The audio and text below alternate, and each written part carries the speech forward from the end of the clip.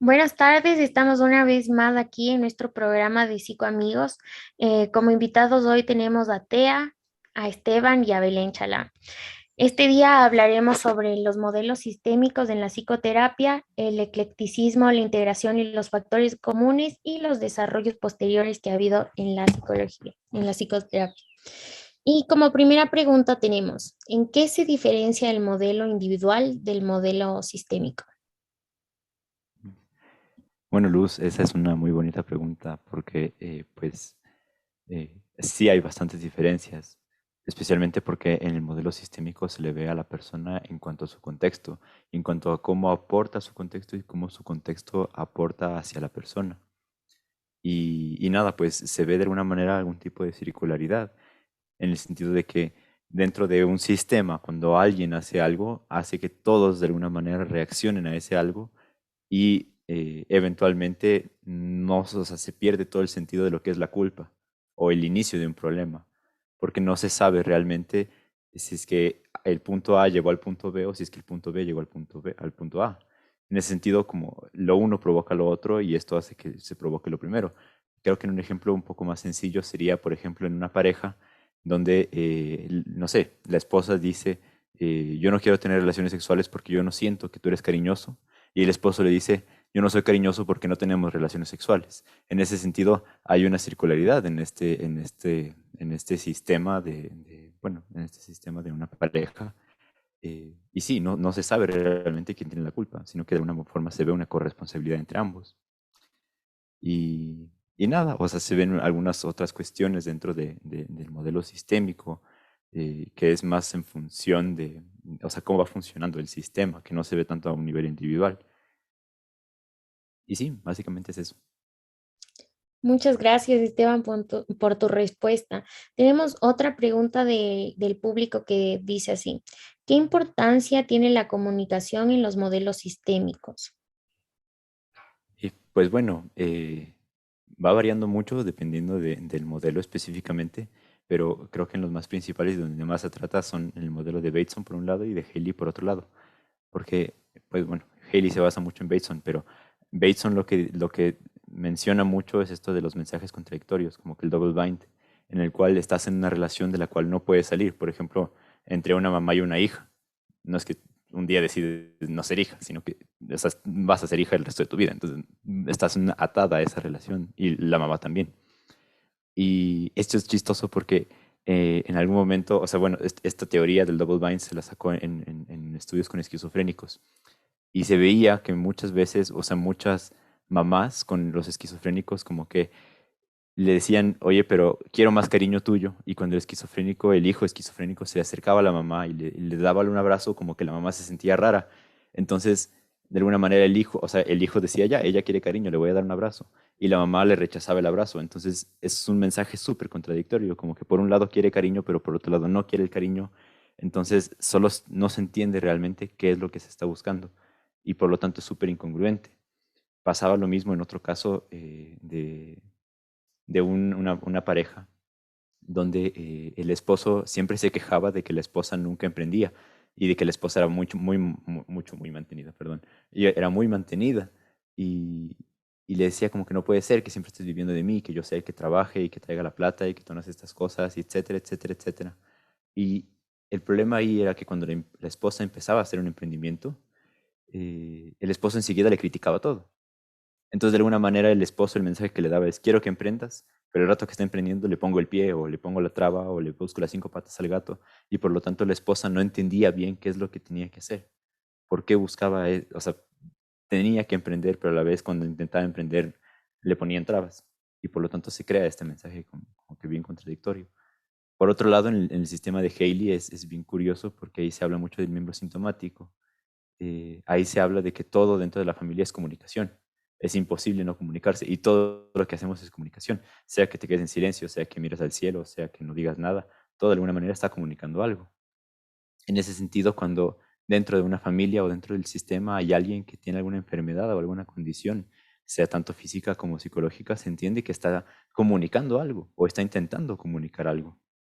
Y es bien bonito porque se habla mucho de el miembro sintomático de la familia, que se entiende que toda la familia o todo el sistema tiene algún tipo de disfunción y la persona sintomática, el que tendría, por ejemplo, la depresión o el que tendría la ansiedad o el trastorno alimenticio, sería aquella persona que está expresando, o sea, tiene el rol dentro de la familia de expresar eso por el sistema.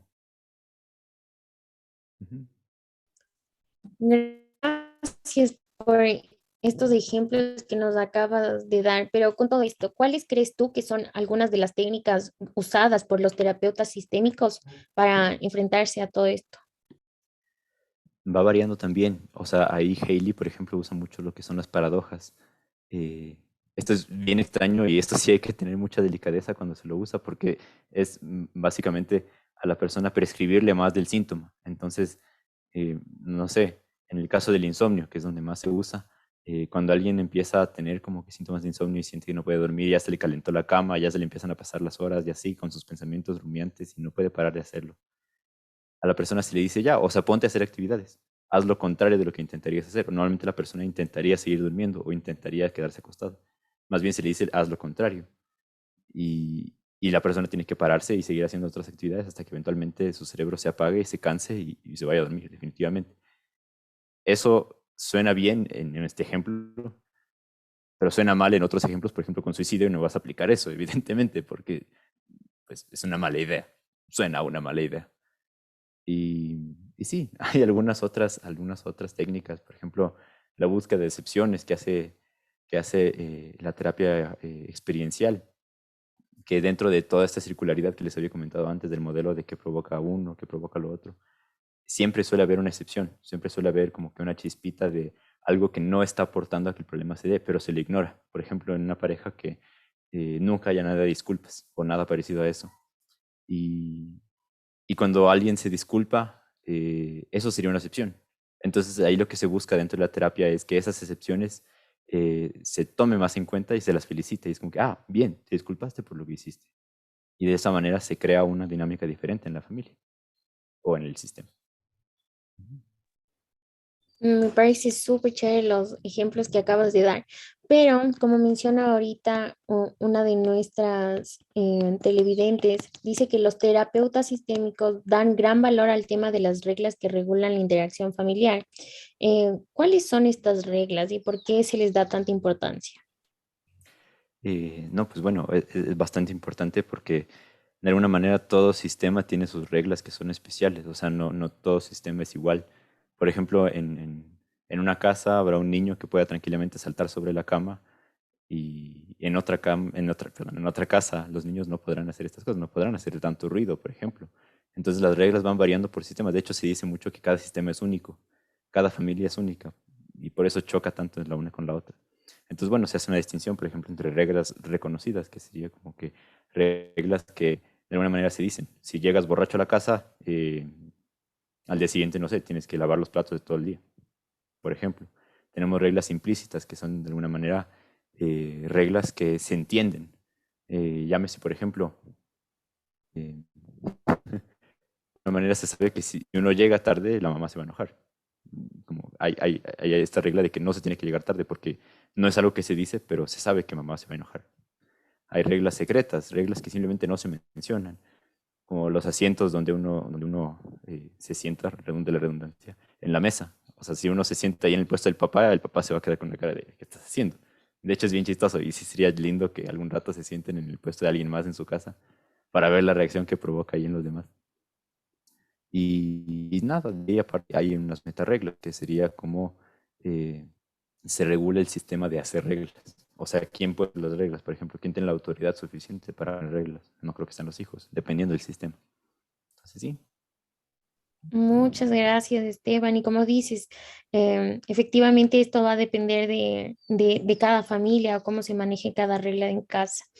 Pero bien, ahora vamos a cambiar para nuestro segundo tema, comenzando con una pregunta que dice así: ¿cuál es el enfoque del eclecticismo?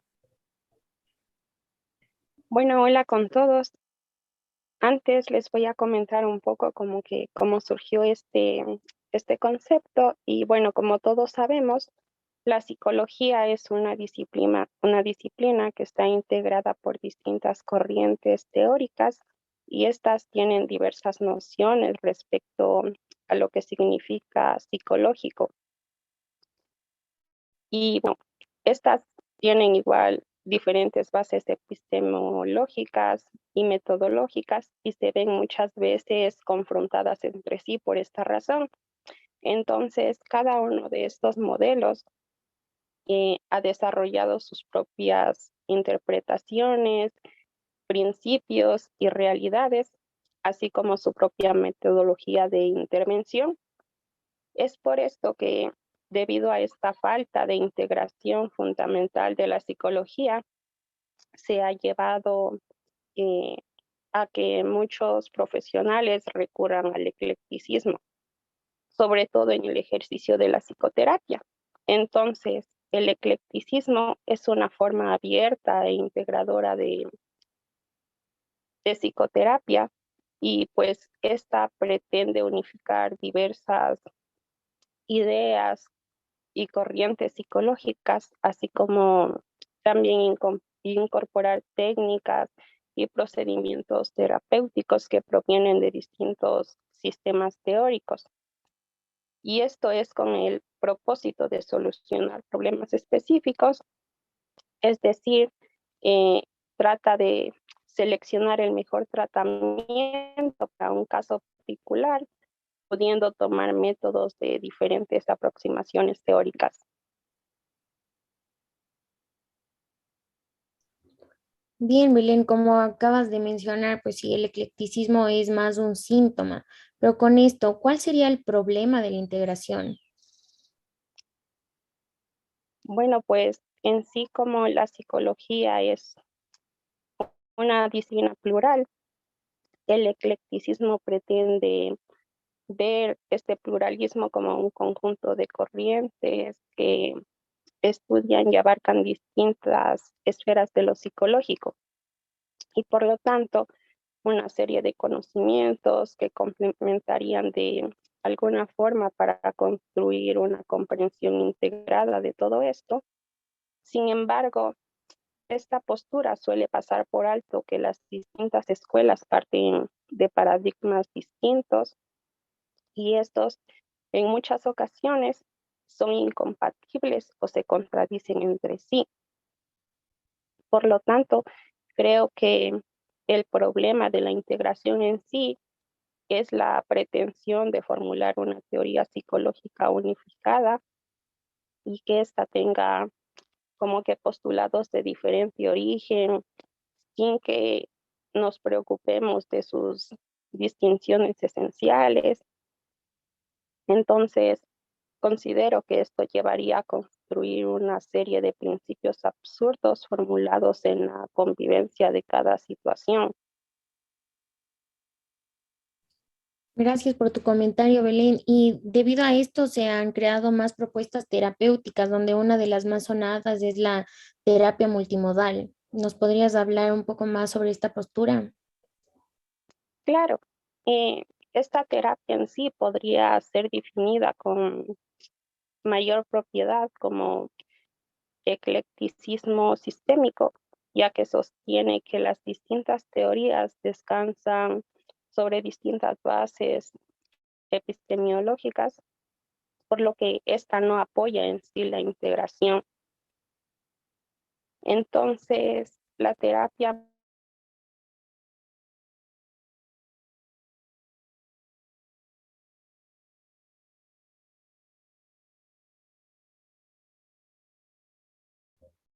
Creo que se nos fue un ratito, Belén, pero mientras tanto, ¿les parece si continuamos con el último tema que nos queda?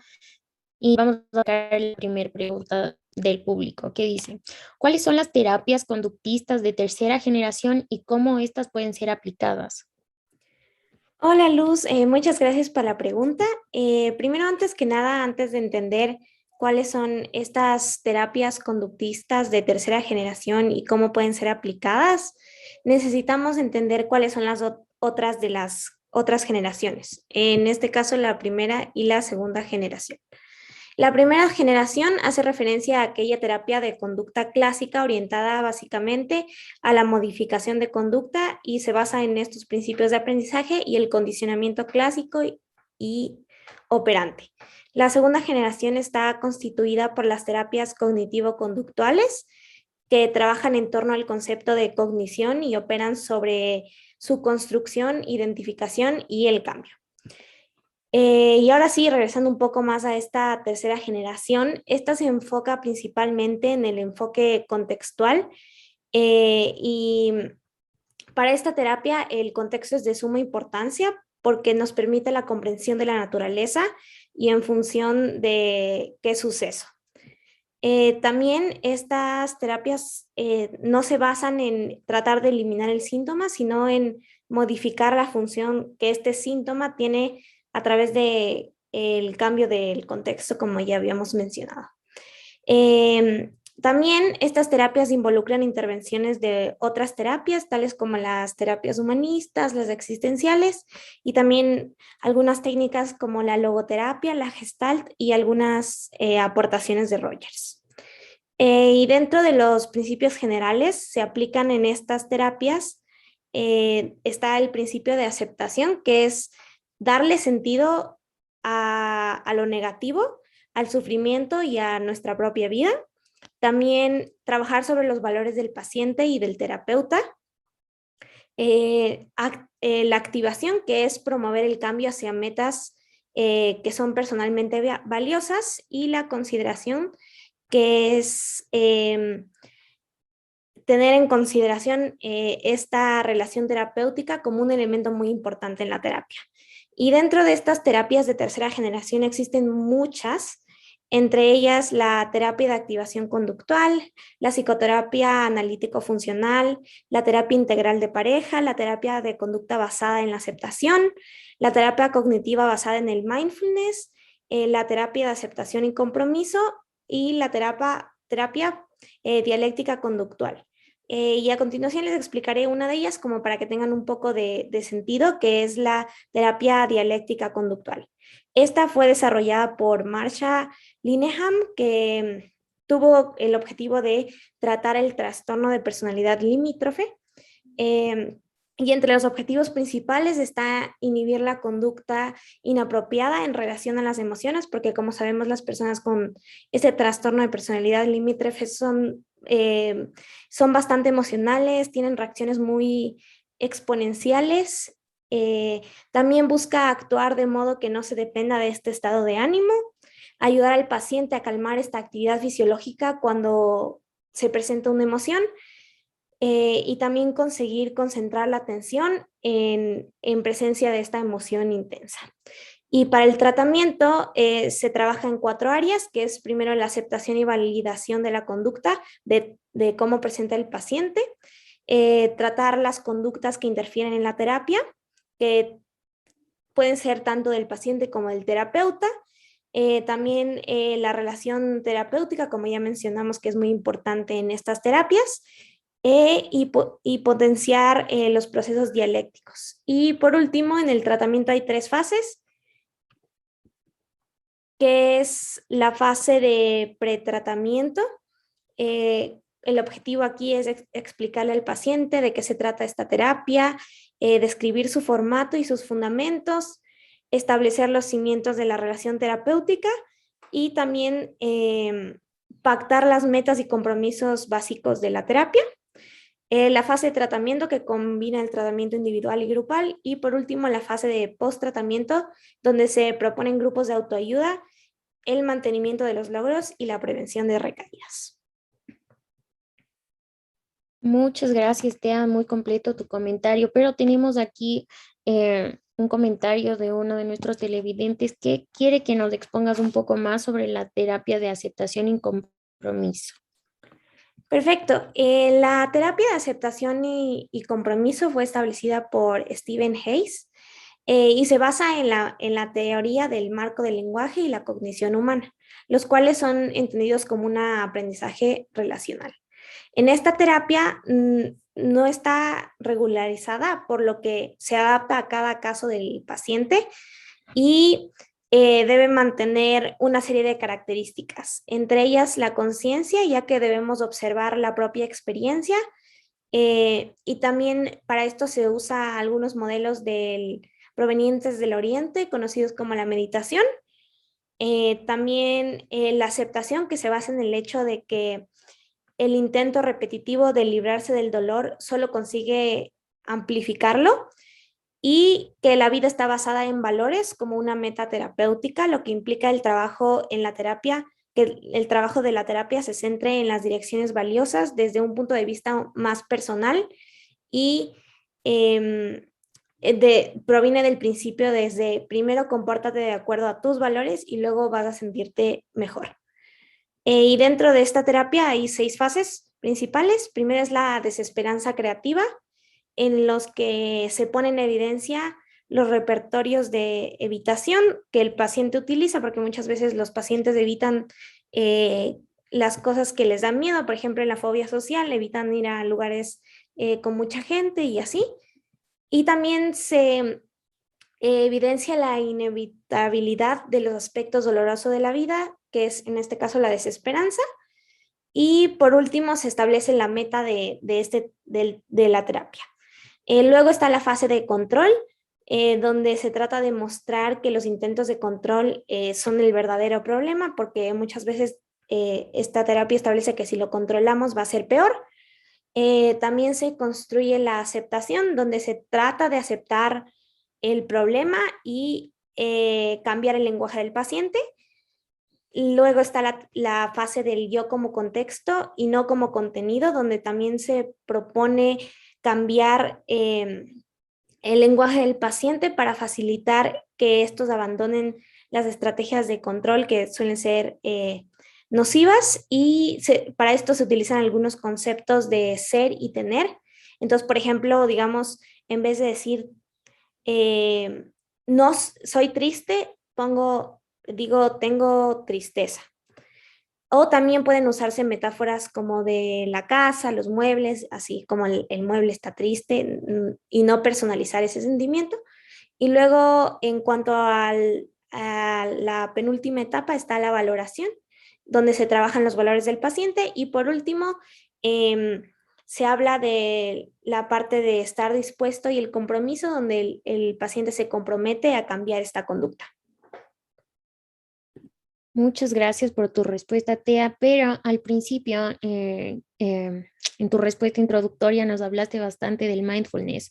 Entonces, tenemos un montón de comentarios diciéndonos que nos expliques qué es y por qué puede aplicarse en esta terapia. Perfecto. El mindfulness es algo muy interesante y bueno, para esto quiero introducirles un poco de dónde viene.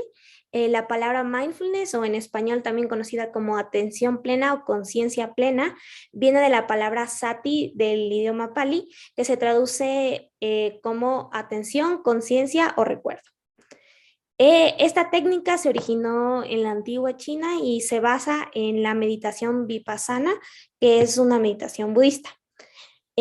Actualmente el mindfulness ha alcanzado niveles un poco más formales y ahora es considerado como una de las herramientas usadas en la psicoterapia, y esto es gracias a Jon Kabat-Zinn, que es el pionero del mindfulness en la aplicación clínica, y esto lo hizo realizando estudios con pacientes con dolor crónico, y luego fue ampliando esto para diferentes escuelas y programas.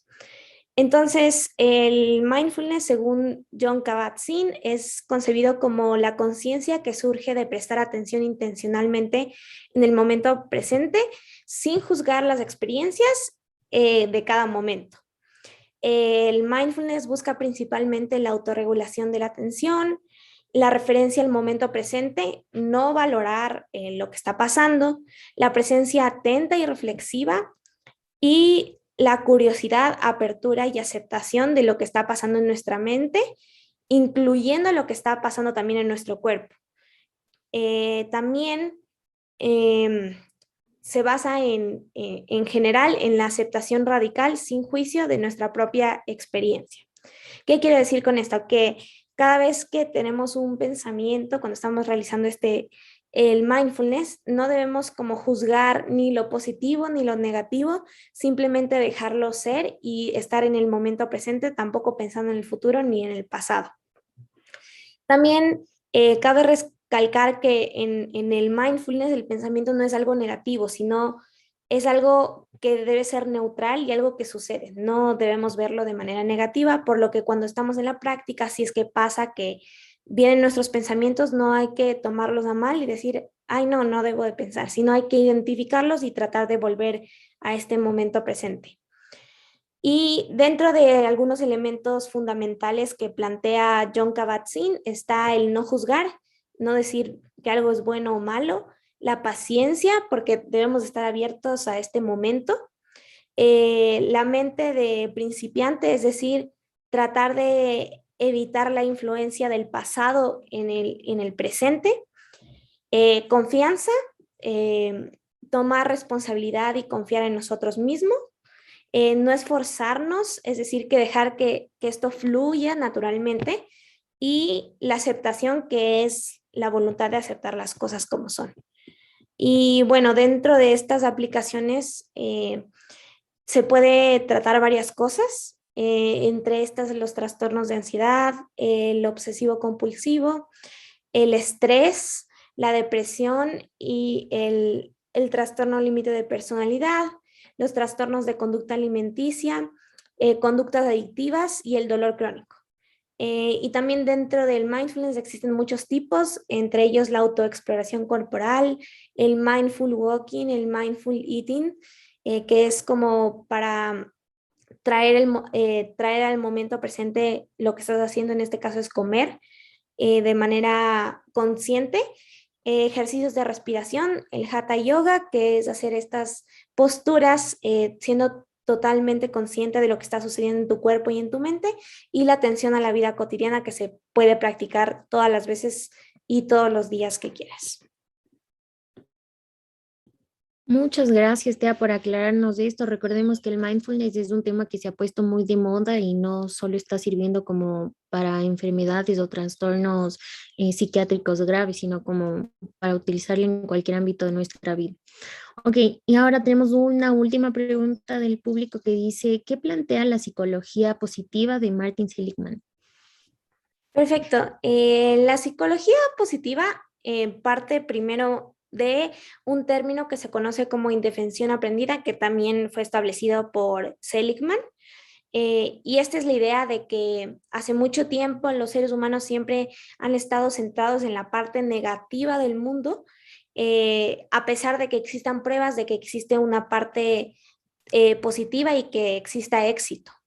Entonces, por esto, Seligman decidió plantear esta rama de la psicología con el fin de decir que la felicidad es un derecho y que es el objetivo legítimo de todo ser humano.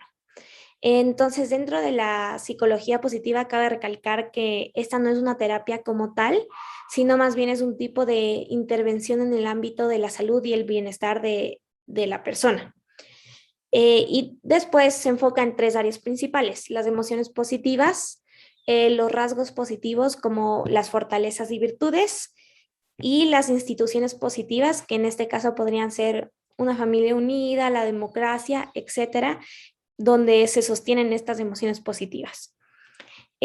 También dentro de estas áreas, estas tienen el objetivo de llevar al bienestar al ser humano mediante una vida que sea placentera, comprometida y significativa.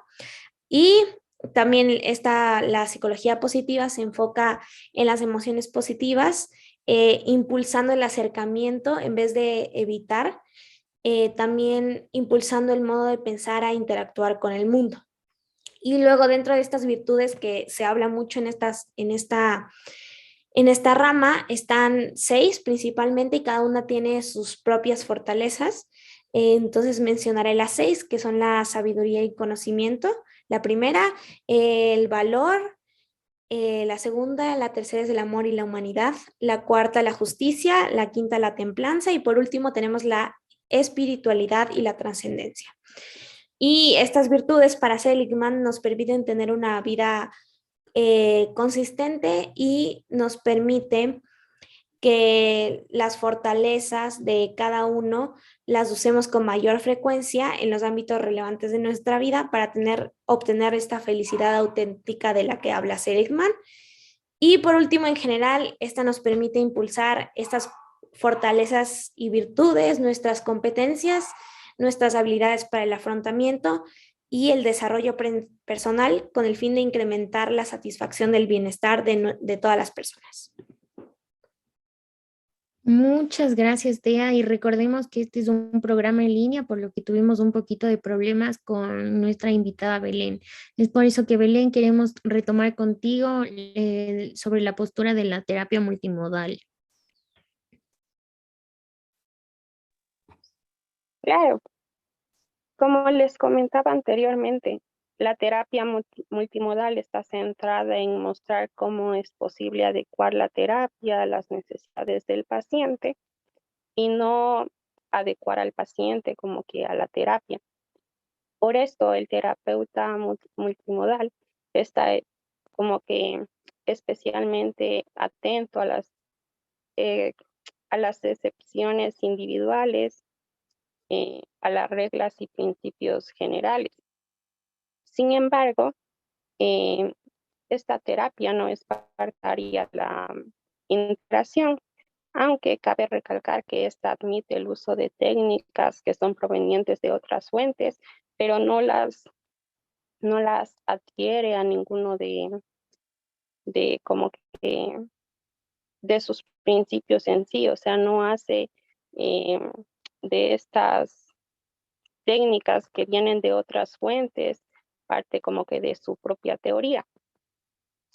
Entonces, en sí, la forma de intervención y también el diagnóstico sobre el paciente es establecido por las diferentes funciones o modalidades que ha establecido esta terapia, y estas se refieren como que en sí a cómo está formada la personalidad del ser humano.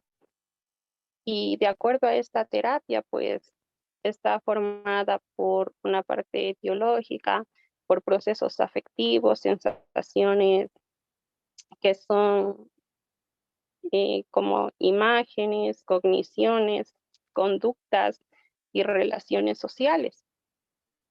Entonces, esta terapia comienza por una evaluación detallada en cada una de estas funciones y se pretende situar las quejas del paciente dentro de su contexto más amplio y observar qué modalidad o modalidades abarcan estos síntomas. Por ejemplo, esta terapia puede ser empleada en situaciones como que de crisis de ansiedad, que además tienen alguna afección fisiológica, por ejemplo, una fibrosis quística. Entonces es cuando hay una afección que no es única, sino que es como múltiple.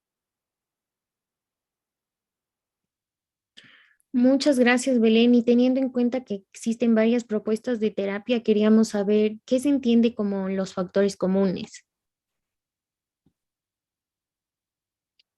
Bueno, los factores comunes son aquellas variables de la terapia psicológica que aparecen en la mayoría de los tratamientos psicológicos, valga la redundancia, y estos producen como que efectos terapéuticos, pero no son exclusivos de un modelo teórico determinado. Es por esto que los teóricos de este enfoque buscan identificar los factores comunes que explican la eficacia de dichas intervenciones, y entre los factores comunes de las terapias psicológicas tenemos 6, y estos son la relación de confianza entre el terapeuta y el cliente. También está el ofrecimiento de una explicación de los problemas, que este debe ser racional y creíble. También el proporcionar información nueva sobre los problemas, las expectativas de mejora por parte del cliente, o también está la oportunidad para tener experiencias de éxito y favorecer la sensación de dominio. Y finalmente está la facilitación de la activación emocional. Entonces, todos estos son factores que tienen en sí eh, las terapias psicológicas, y es por esto que se trata de integrar los mismos en uno solo. Muy buena respuesta de cierre. Chicos, muchas gracias por acompañarnos este día en el programa y nos veremos en una próxima sesión. Muchas gracias.